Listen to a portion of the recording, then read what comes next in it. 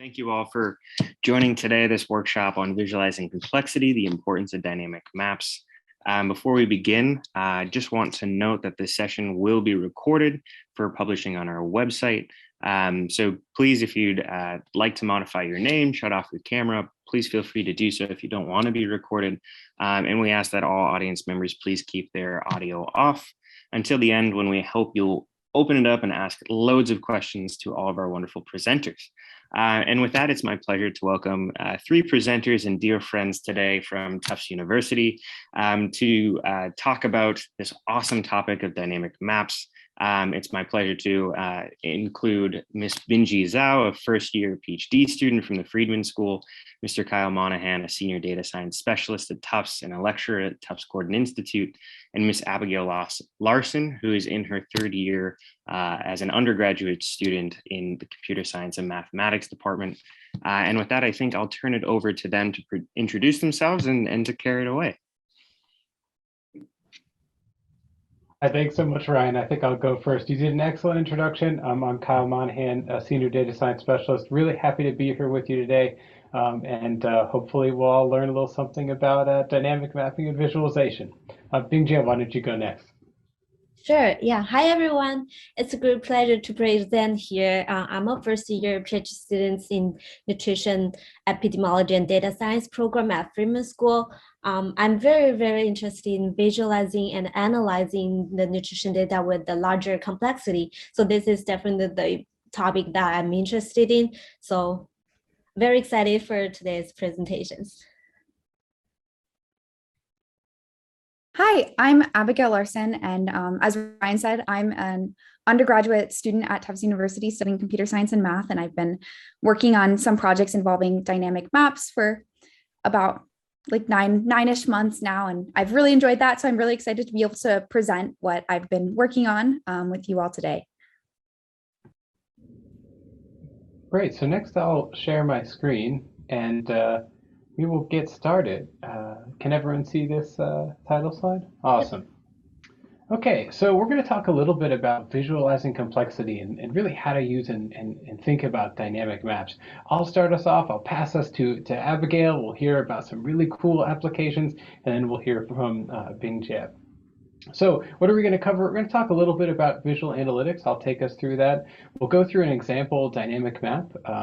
We'll talk about interactive visualizations, apply these challenges and understand how these fit in public health data and how dashboards can help, and then give us a nice example of how the team has done some really great dashboards. Very, very cool stuff. I'm excited. I hope you are too.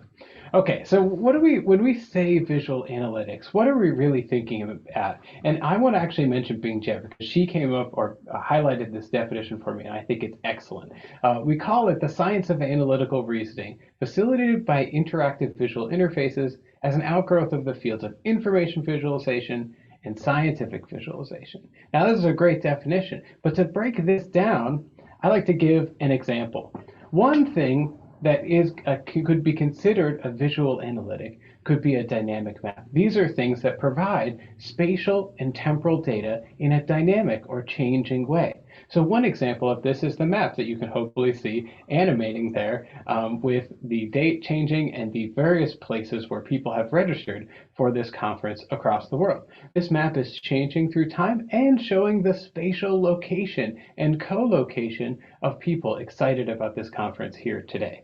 So this is an example of one way to do a visual analytic. We'll talk about more of them, and I hope you're getting excited to do that. So now we'll see an excellent example of dynamic mapping from Abby, so I will let her take it away.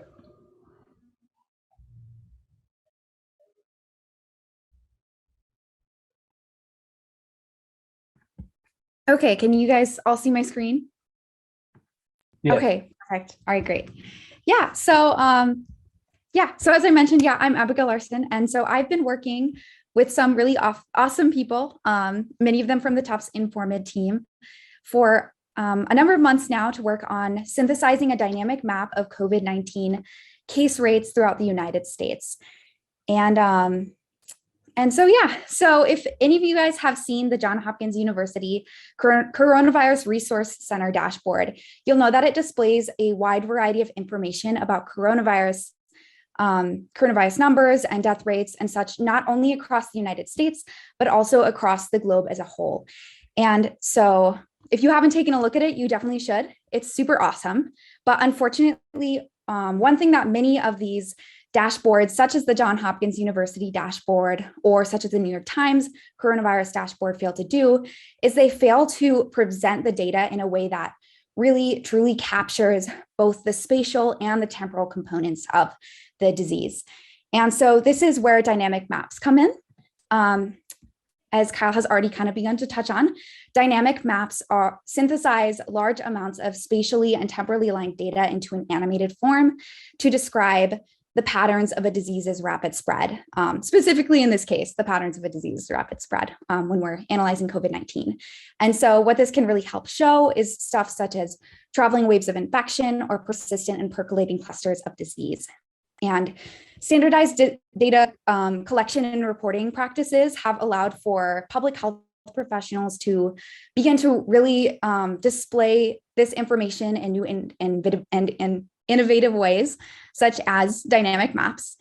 And so that's really what we've been working on. So for our dynamic maps, we collected COVID-19 case data from 3,142 counties across the United States, ranging in date. This information we took between the dates of January 2020 through October 2021. And this data was retrieved from Johns Hopkins University Center for System Science and Engineering, mainly there, and also a little bit from the New York Times COVID-19 GitHub. And so here is what we ended up having for our dynamic maps. And you can see that there are three main components. First, we have a time series chart, which displays the epidemiological curve of COVID-19 infections across the United States just over our study period. And so what this is particularly helpful for is it's very helpful for tracking historic disease trends, and then also for helping identify data anomalies, some of which we'll see later on when I play the dynamic map. And the second part of our map is this histogram. This histogram presents information about the portion of US counties that have incidence case rates in certain ranges each week. So it changes throughout the video, and you'll see as the histogram, you'll see the distribution of case rates change when I play this.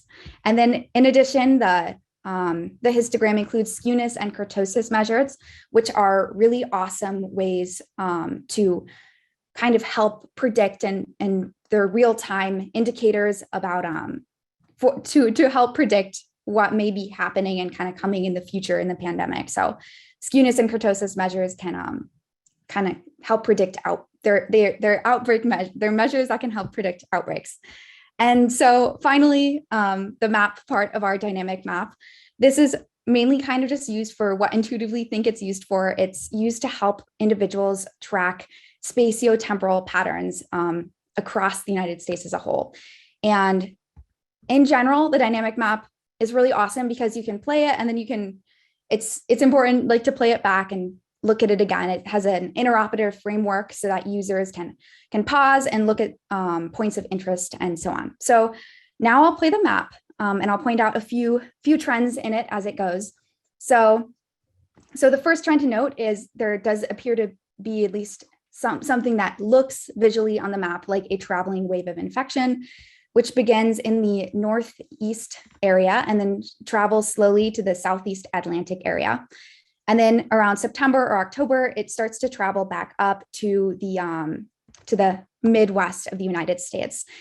And so that's, on one hand, one thing that these dynamic maps are really great at visually capturing in the data. On the other hand, they're great at capturing just specific points of like high, specific areas with persistently high case rates or persistently low case rates. So if we watch the map again, you'll see Maine kind of tends to have relatively low case rates throughout the pandemic. And coming up here, you can also see that in March, April, and May, Michigan begins to actually kind of have higher case rates. And then here you just saw also kind of an anomaly in the map. And that's something that we're also going to discuss. And then you can also see just now, you can see another visual anomaly in the map, which is when Nebraska stops reporting cases kind of in the middle of 2021. And so we think that these maps could be greatly beneficial for public health officials in communicating the real-time impact of a disease for real-time surveillance and also for short-term forecasting.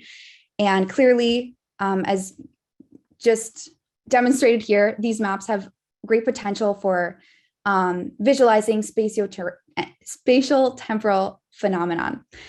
That being said, these maps do rely heavily on consistent reporting and data practices. And you can see that when there are holes and abnormalities in reporting, such as in Nebraska and Nevada, it can be visually distracting in the map, and it distracts viewers from what's going on in the map in general as a whole and from general trends. So that being said, it's really important still for public health professionals to emphasize consistent data reporting practices. In addition, we also really want to emphasize how important it is to kind of watch these maps over multiple times, just given that even the map itself can be a little bit visually overwhelming the first time that you see it. It takes a couple times to really be able to catch on to all the trends that are going on and all like the little niche points of interest in the map. In addition, it's really important to watch multiple times because it's really interesting in tandem to observe it with the histogram and with the time series chart.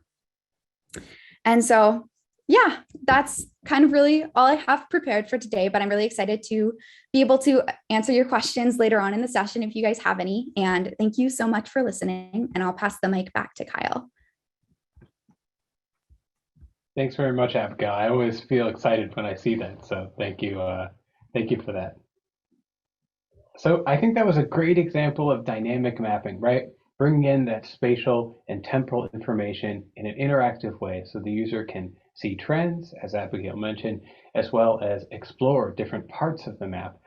One of the things I always mention is that when you display a map, a lot of times people will look for where they are, maybe their home state or where they currently are if they are in the US. I know we have an international audience, but whenever I see a map of a place, I always want to look for where I am. So it's a really powerful tool. So I want to give us another type of visualization to give us some context for what we'll see moving forward about different types of interactive visualizations. You all may have seen this if you've taken a conceptual data visualization class or a Tableau class. If you've taken a class with me, you've definitely seen it. This is the horse in motion. I like to think of it as one of the first ways we used visualization and technology to ask a question, a scientific question: how do horses gallop? And answered it. And so this is the horse in motion. It is a very fast photography of a horse galloping. And this is compelling, right? We see the horse, we all know how a horse gallops, but back in the day, people used to think that they flew, that they would actually maybe hover a bit. And there was an argument across many different groups about what happened. Now, this is sort of compelling. We can see a horse moving through photography.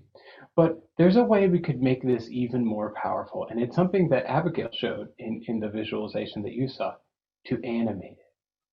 The power and the ability to see this horse as it's galloping alongside of the static representation of the horse is very compelling to us, and it's easy for our brains to intuit exactly what's going on with the horse and what this is representing.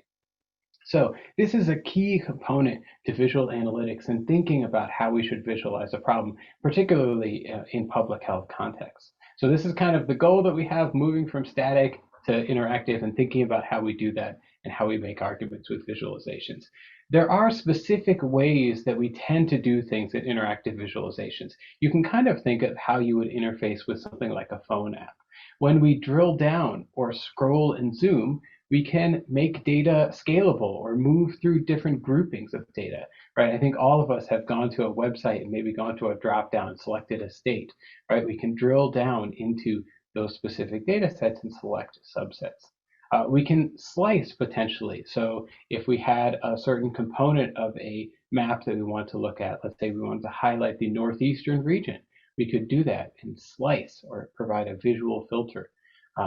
We could play, right? So I didn't have to press play on the previous visualization, but sometimes if you want someone to be able to play an animation, there'll be a play button to play that, or perhaps drill down and then play again into a specific subset of the data, right? To focus in on where someone might be interested.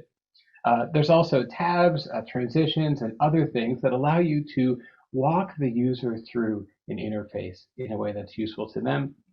And finally, tooltips or hover over events, which allow you to kind of guide the user and provide details on the user throughout the visualization. So these are the key features you should look out for as we walk through the visualizations that we'll go through. And this is the last you'll hear from me until the end. And I will pass it to Bingjie to take you through some details of these visualizations. Share my screen.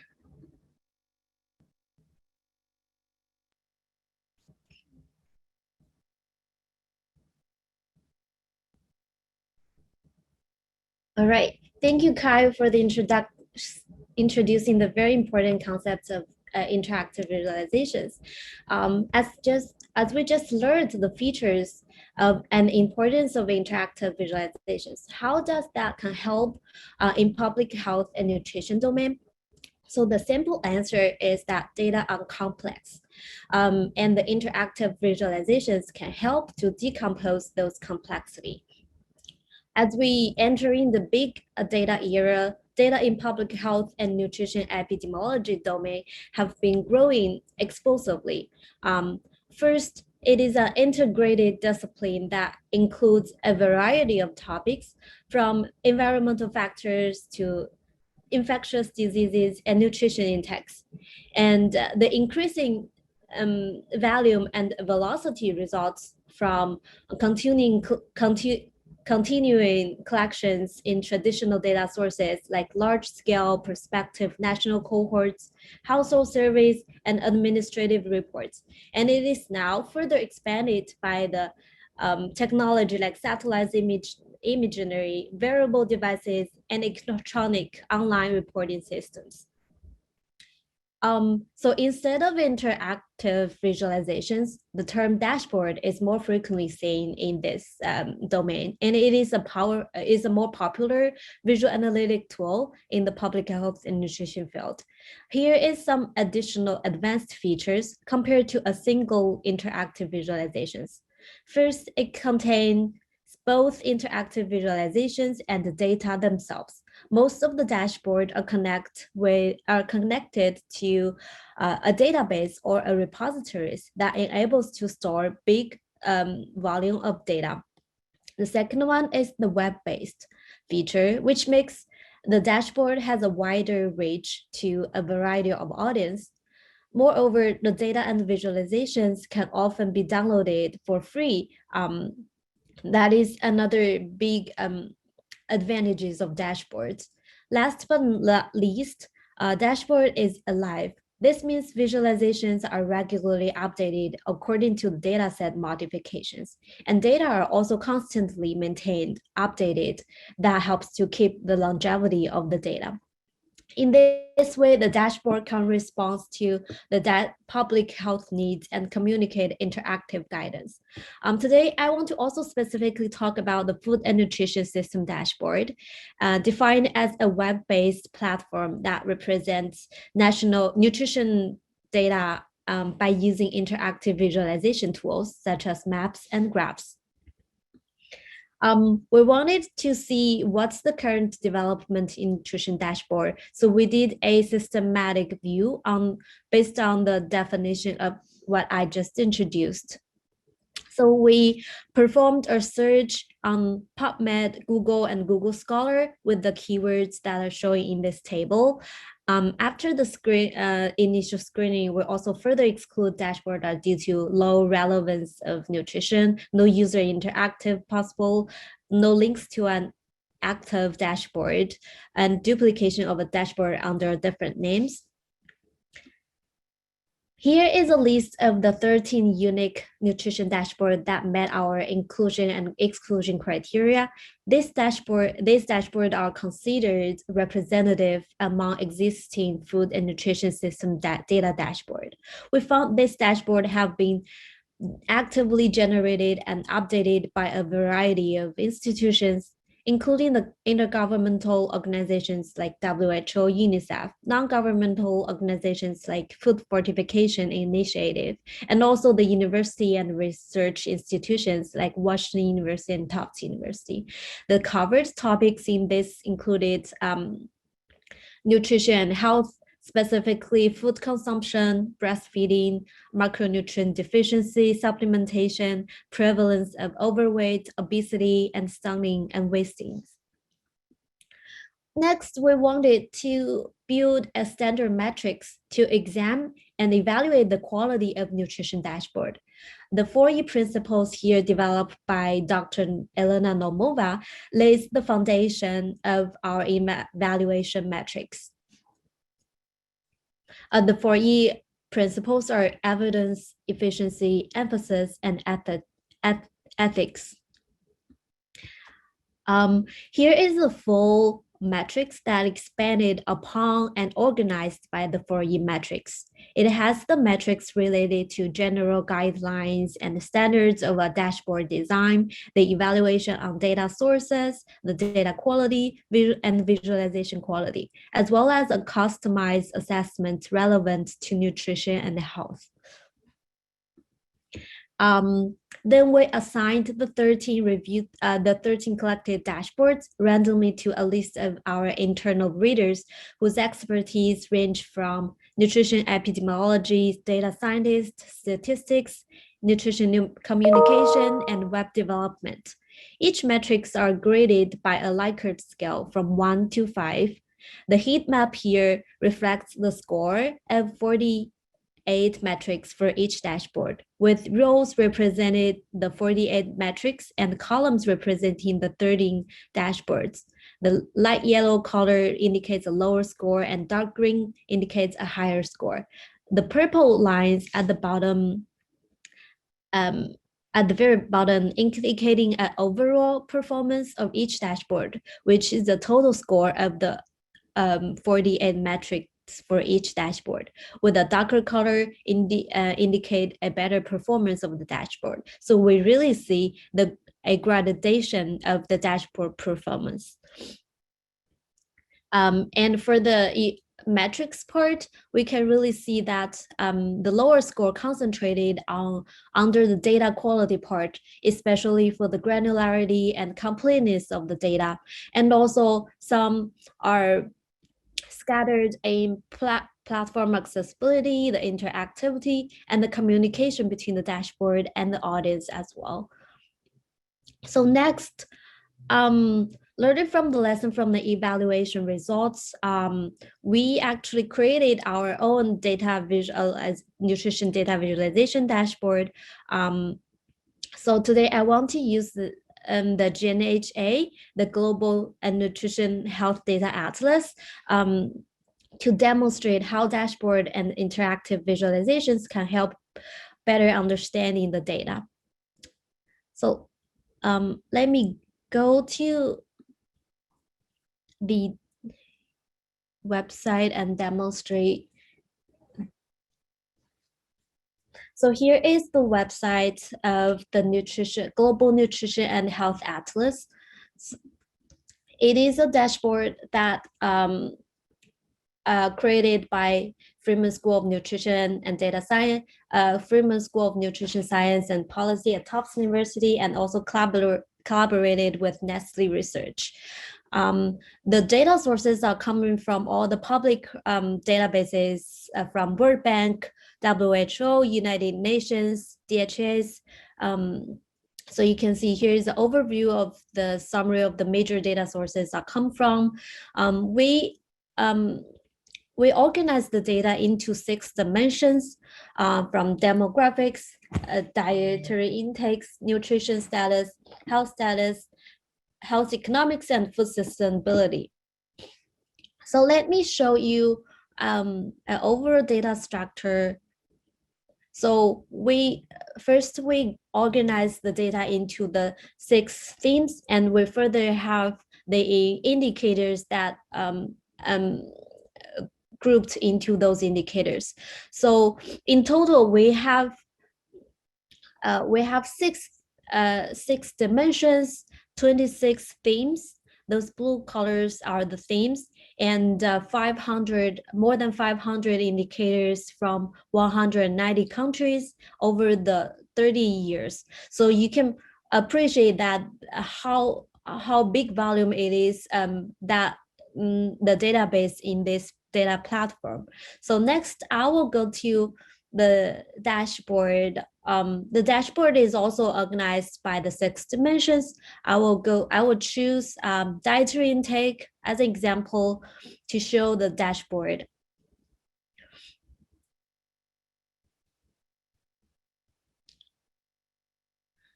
So first you can see here are 2 tabs of this dashboard. One is global overview, and the second one is the country profile. Global overview aims to presenting one indicator all over the world, and country profile is to show data from one country, but for all the available indicators in this topics.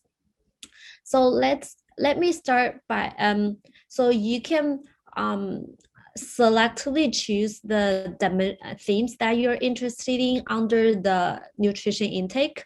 And after selecting the themes, you can further select the indicators that you're specifically interested in under these themes. So let's use the beans and legumes as an example. So after you see selecting these indicators, basically this dashboard is showing the beans and legumes daily intake around the world. So there are 1, 2, 3, 4, 5 pictures in this dashboard, and each graphs representing a different message of this indicator. So first, the global map representing the geographic distribution of the beans and legumes daily intake. As you can see, this area is concentrated with high beans and legumes intake, and also here, and the lighter blue indicated a lower intake, lower intake of beans and legumes intake. And for this geographic distribution can further divide it, showing the change of the years over the years. So as you can see, this data not only contains the global data, but also 1, 2, 3, 4, 5, 6, 7 time intervals that can if you click on the play button, it can show the changes over the years. And the second message we want to present here is the time trend. As you can see, as we said, the year that is also coordinated here, that we have a time trend point graph that we can see there is a highly increased from 2005 and to 2010. And the bottom graph is a box plot that really shows basically represents the detail from these points that this is further disaggregated by countries. So you can see there is a high outliers, like countries that has a relatively high consumption of beans and legumes after 2005. So, and the next one is the we use the histogram to represent the frequency distribution here, and the bean sizes can be changed or according to the specific data scale to make it more representative and understandable of the distribution.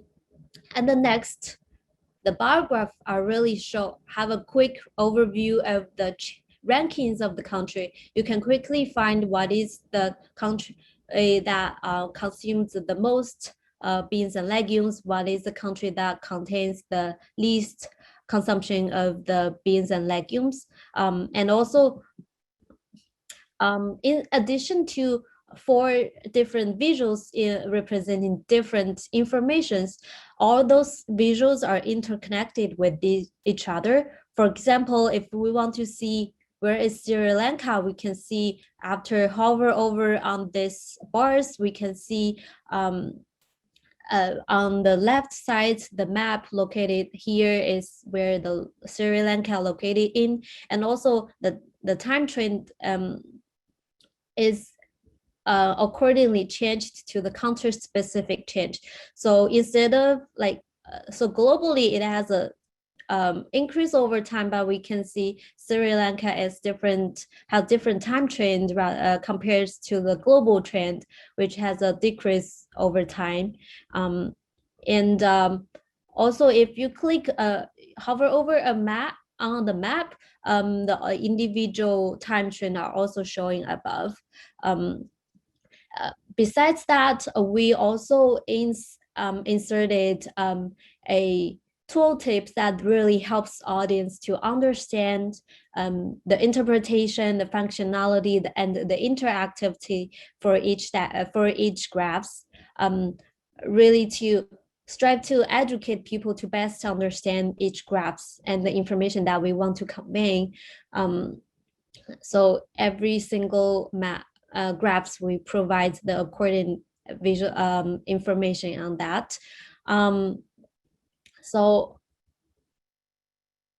that's that. And when we come to the country profile, as I said earlier, this is where we provide the information for one country, but for all the related information about the dietary intakes for this country. And here you can also select the country that you're interested in.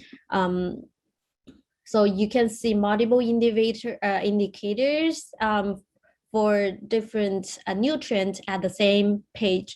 So really we provide different types of visuals to present the information from different aspects to get out of the information from the huge data set. So yes, I guess that's the end of the demo.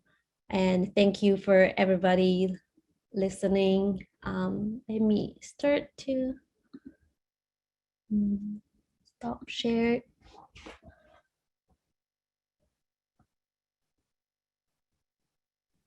Wonderful. So are there any questions from the audience? Feel free to either enter in the chat, or you're welcome to just let us know that you have a question. We can unmute you. I guess one of the questions that comes from us as moderators, I think, is as we start to think about all of these different types of techniques for dynamic maps, which of these 4, for example, the 4 E's that you presented, Bingjie, which one do you find is most challenging to really portray from a visual standpoint? And which one do you think is maybe of the metrics that you created all these metrics, which ones were the ones that maybe were most difficult for you to be able to articulate, or one that had the least amount of visibility on a lot of these dynamic maps? Personally, I think among the 4 E metrics, the evidence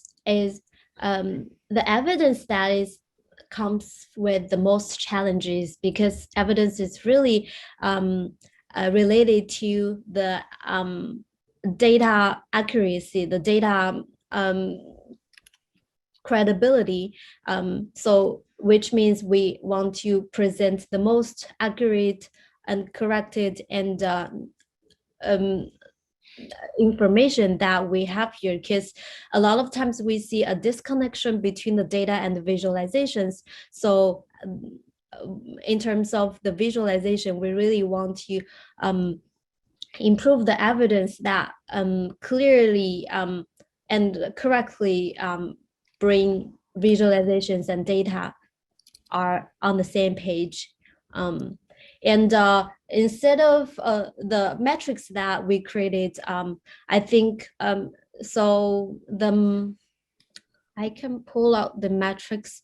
So the data granularity and the standardization are of a huge challenge for us, because we extracted data from different data resources, and if we want to build a standardized visualization, we have to standardize the data that from different organizations, that means we have different data structures, different granular level of the data. So that's a big challenge in terms of building the visualizations,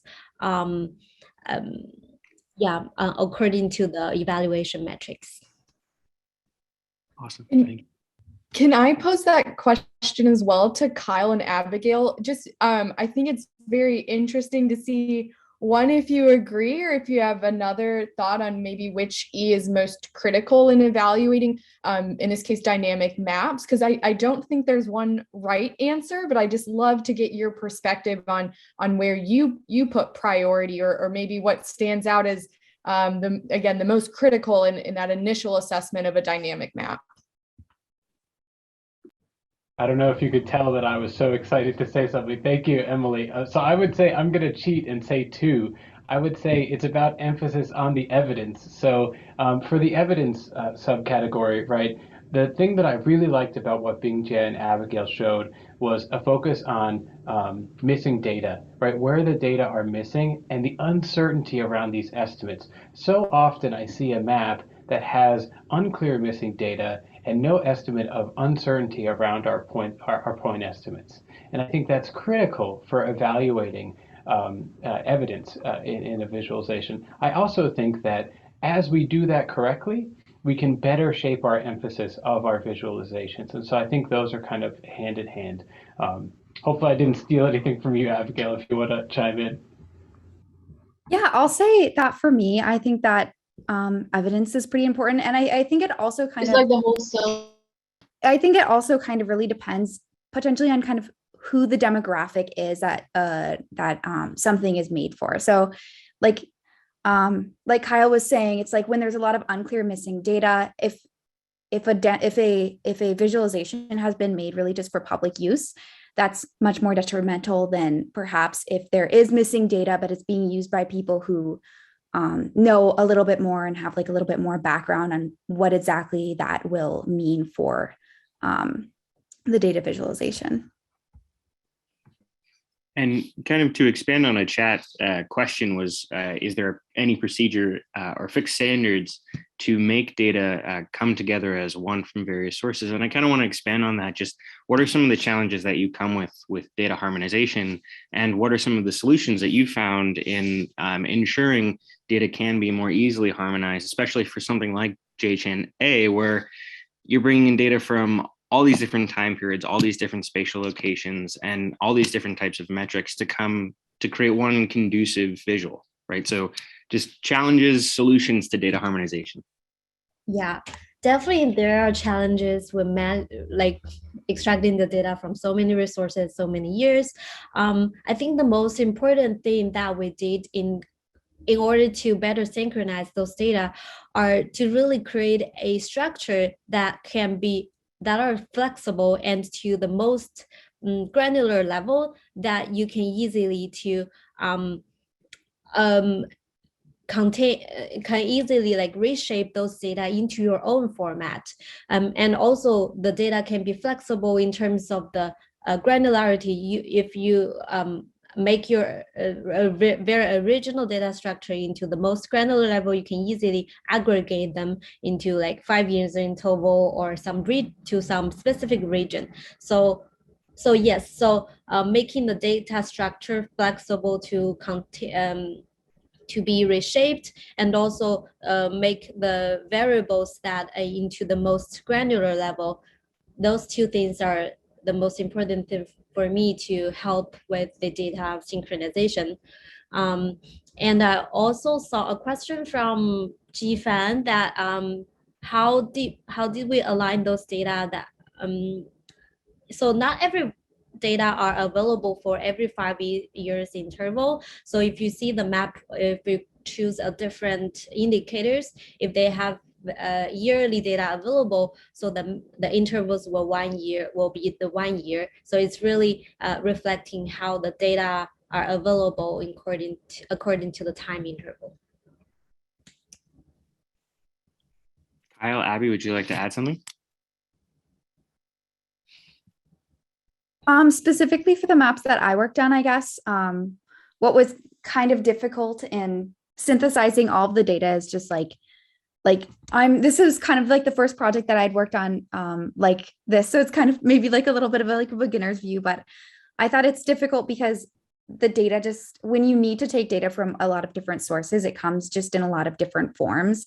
So when you're dealing with like a couple of data sources for our maps, for the dynamic map, for example, we use the Johns Hopkins University data source, and we use the New York Times. When you're dealing with like a couple, that really ends up being okay because you have to reformat the data, and that can be really difficult, especially in R. And sometimes you have to kind of like calculate the data that you need. Like the data sets will have slightly different information, and you can calculate the same information from it. So like there's a lot of calculation that goes into it. And that's really manageable when you only need to go get data from like a couple of data sources. But I could see that really getting very out of hand when you have to go from a lot of different disorganized sources. For example, if you had to pull a lot of things specifically like at the county level of a lot of different states. Yeah, I'll just echo both Bingjie and Abigail and mention that, I think choosing a spatial and temporal level of granularity early on with the entire team is critical. Making sure everyone agrees on, we're going to do county level and we're going to do it by month, right? And aggregate up to month, potentially, or aggregate up to county. That's very important. I think also a lot of people forget that it's a lot of work to harmonize, but it's so valuable if you want to load in other additional data sets in the future. So let's say we get more data sets. If you harmonize it correctly and you think carefully about how you're loading in that data, you can actually create a data source that can be updated over time. And that could be really powerful for creating a data portal like what they've done in this work. So it's a good thing to think about and keep in mind. It's all worth it. Great. We have a question in the chat, and then Artie will hop over to you, but I think this lends nicely in like, how do you vet a data source, or maybe what makes a good data set to utilize for these visualizations? And then are there most widely relied upon data sets that you'd recommend? So thank you, CW, for that question, but I'll open it up to the workshop presenters.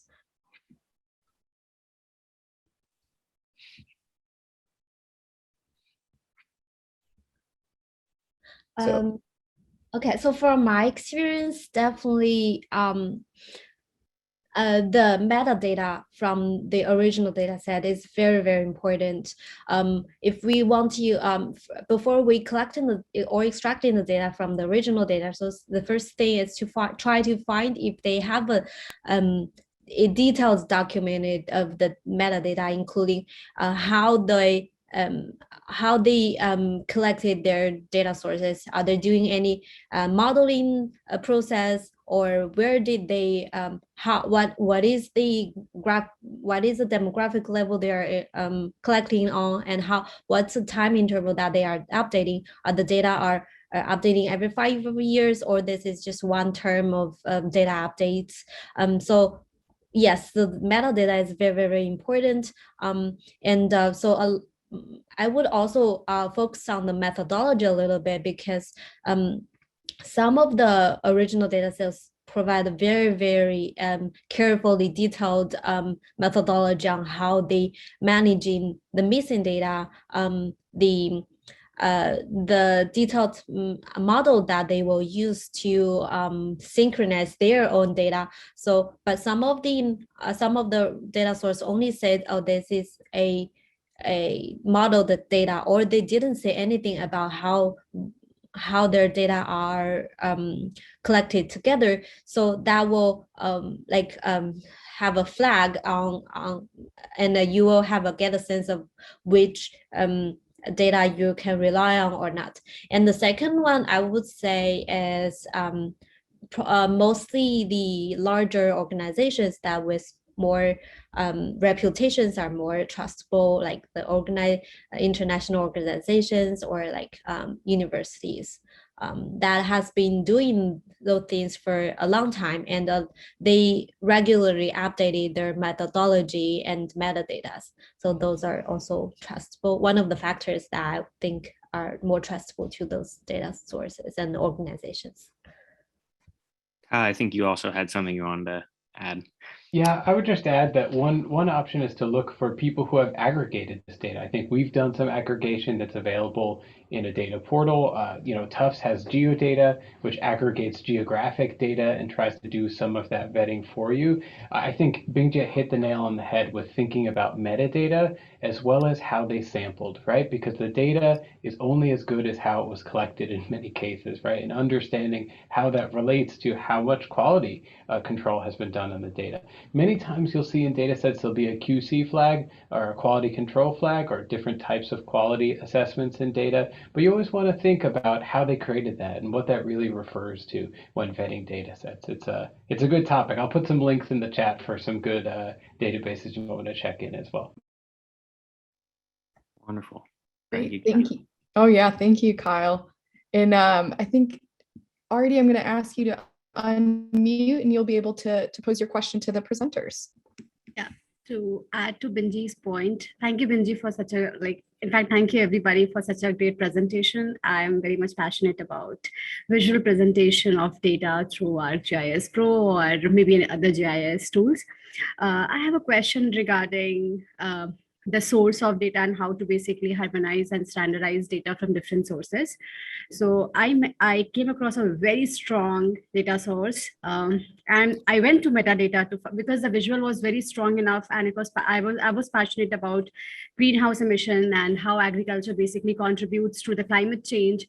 So I traced the data from where it was taken, but that was from World Climb, and then they cited that they took data from a different source. So I went to that source, but when I went to that source, I found out that it was from an open data source of 196 countries, random time, but they all made that visual and data in one place. So that data is very interesting because that visual is very interesting because I like it, but I took a lot of time to reach to that place to conclude that this data is taken in different time scales, different methodology, different ways.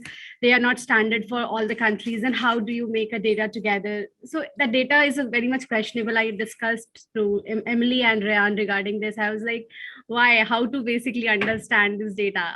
So such data sources are available at good reputed places, like World Climb is very good when you consider about the reliability of data. So how do we basically standardize those data sources which are presented together but are from different time, different place, different organizations, open data sources? Who is authenticating that data source to be used for visual research or maybe anything to go ahead in academics? Thank you for the question. I think you found a very, very important point about how data are nowadays distributed into different places. You can also often see one types of indicators are presented in a lot of different institutions or other public resources. So that's a matter of fact of how the data are presented nowadays, and also we have to admit that is a point that we need to improve in the future. But for your own standpoint, if you really want to do the research and harmonize those data together, I would suggest to have a clear plan for yourself before going into the data, what kind of dimensionality you want to have, how detailed or granular level you want to go according to your own research questions. And then from there, you can try your best to harmonize your data into your own wanted granular level. And if and also you have to consider the limitations that some of the data has not have not the available granular level that you have. So you have to make some compensations between those two, what you want and what the data you currently have, and to be very clearly about the granular level each data has, and to pay attention that some of the data, if the data collected from different methodology, some are raw data, some are modeled data, but one important thing is to document every step that you did in order to get those in your process of synchronizing. I think that's also very important to kind of show clearly convey the people that what's the process that you did for every step, but because that's you can do, and you just to be very clear and open to everybody who look at your analysis. Yeah, I'll just add a little bit to what Bingjie mentioned. I love this question. I think it's a point that people are really thinking about around data provenance, right? What has happened to this data before I got the data? I think for reproducible science, right now we have a data, a script, we've documented what we do to it. I think we are moving towards DOIs for data, journals for data. I think as we move forward in the scientific community, we'll start to hopefully deploy data provenance, which is tracking back exactly where this data set came from, who made these modifications, when they were made, along a reproducible chain. And I think that you make a good point that it needs to happen. I've worked with WorldClimb as well, and I think it's certainly something where publishing hopefully will start, and then it will spread from there to make our research more reproducible. So it's a good point. Thank you so much. That was helpful. I think, Elena, did you have one question to final us off here? Yes, I have actually one really very tricky question for all three of you. You know that when the graph looks beautiful, shiny, with a proper color, like very, very pleasing to see, it's very easy to lie with a shiny graph. How do you see we can actually learn and build immunity, against misleading information, misinformation, disinformation? So how you see potential in your own domains?